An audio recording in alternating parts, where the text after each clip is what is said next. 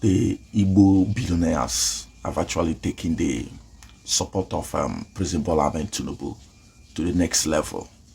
You know, almost all the Igbo billionaires from the East, you know, just watch. These are their bosses. These are the bosses they donated for the very city boy movement. Just watch. The likes of Zenko, Obi Kubana, Chief Priest, Joey Zaza. In fact, according to them, all the Igbo speaking states are well represented. Zoom here, zoom.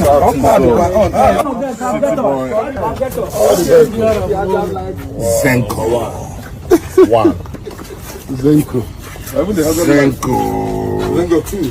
What about Zenko two?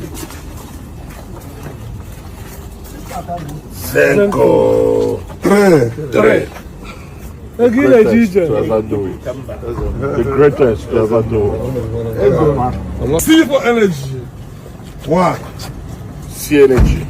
It's number one. Have to support the movement. C energy. Two.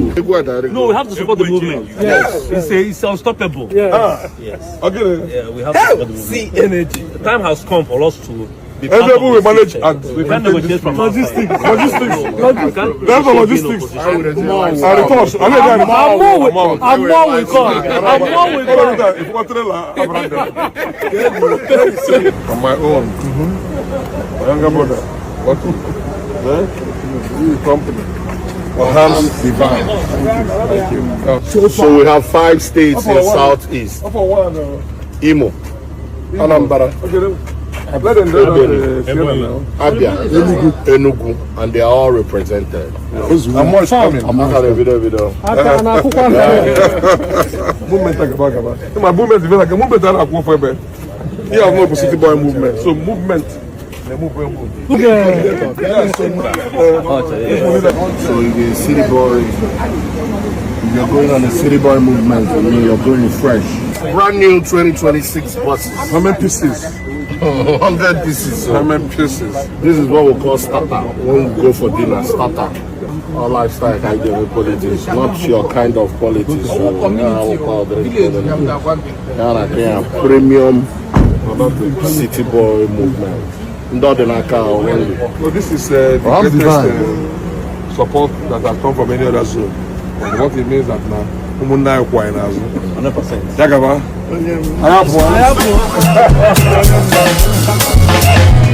Now, this is what I have to say.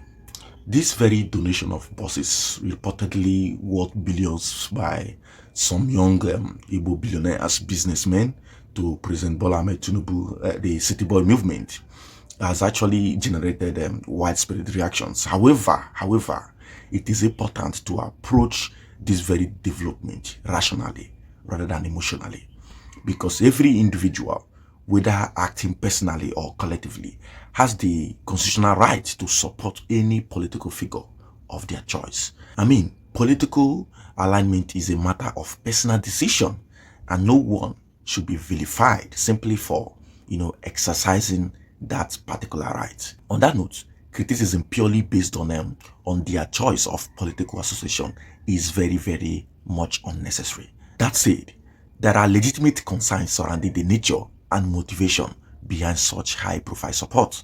The issue many people are raising is not even about the act of support itself, but about whether the support is genuinely rooted in conviction or influenced by other considerations. I mean, in a country where regulatory scrutiny, particularly from agencies like the EFCC, often intersect with business and politics, it is not unusual for the public to question the underlying dynamics between wealthy businessmen and political power. It is also worth noting that celebrity status or business success does not automatically translate into political capital. Figures such as Obi Kubana, Zenko, or even Kubana Chief Priest himself may command significant influence within entertainment, hospitality, or business cycles, but that does not necessarily mean they possess any measurable electoral influence. Even to their own respective family, they cannot even do enough. I mean, from brand influence or social popularity, the ability to attract customers or social media followers is not the same as the ability to deliver votes at the polls. It takes the likes of those that are even governors to do 1 or 2 for the president. Additionally, consistency and credibility matter in public life. When public figures appear to shift positions, especially on sensitive issues such as the release of Mazi Nnamdi Kanu, it naturally invites scrutiny. Ultimately, it would be unwise for citizens to overestimate the political weight of celebrity endorsement. Even political leaders themselves understand the difference between symbolic support and tangible electoral strength. Titles such as zonal coordinator may serve strategic or ceremonial purposes, but they do not automatically translate into grassroots political dominance. I mean, how many votes can the likes of Obi Kubana attract to Bola Ahmed Tinubu?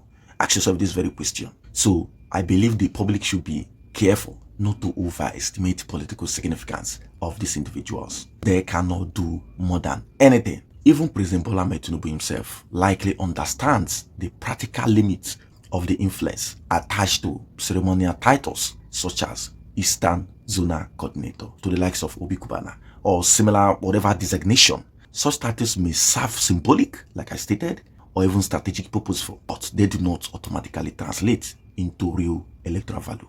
In practical terms, many of these figures may not command voting strength beyond their immediate networks, such as family members, not to talk of their ward, not to talk of, like, would you tell me now that somebody like Obi Kubana can deliver his own word to Bola Ahmed Tinubu? So there are possibilities that we see and we'll call it, yes, this is an endorsement that worth it. A lot of people have things to question.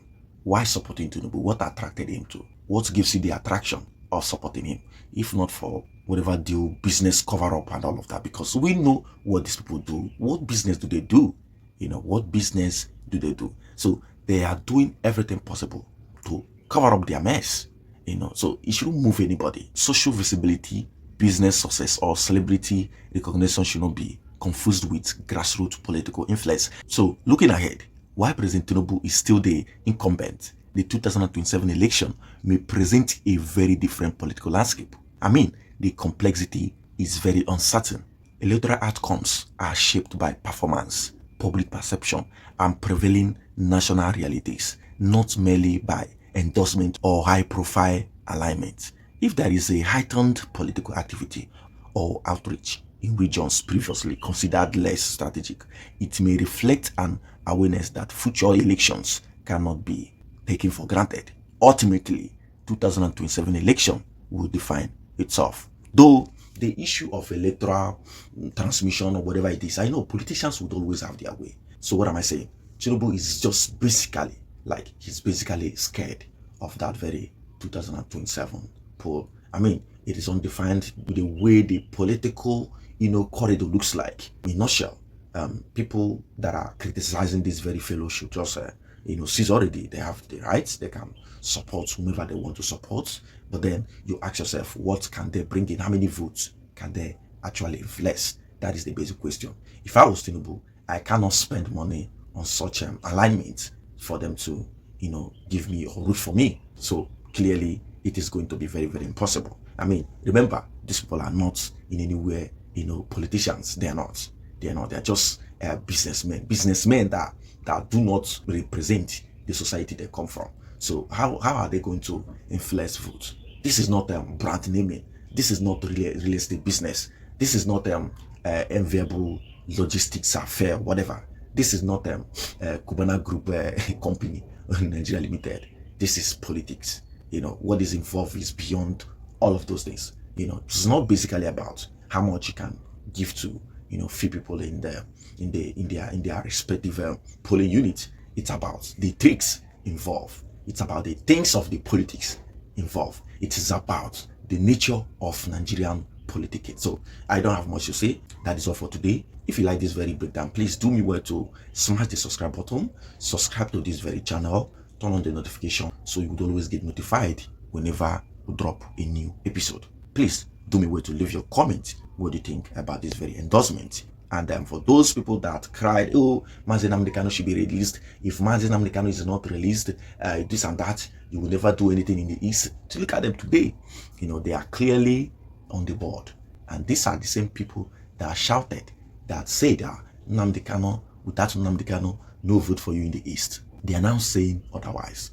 But then, does that even matter? Hell no. So leave us with your comments. What do you think? Thank you for your time, and thank you for watching.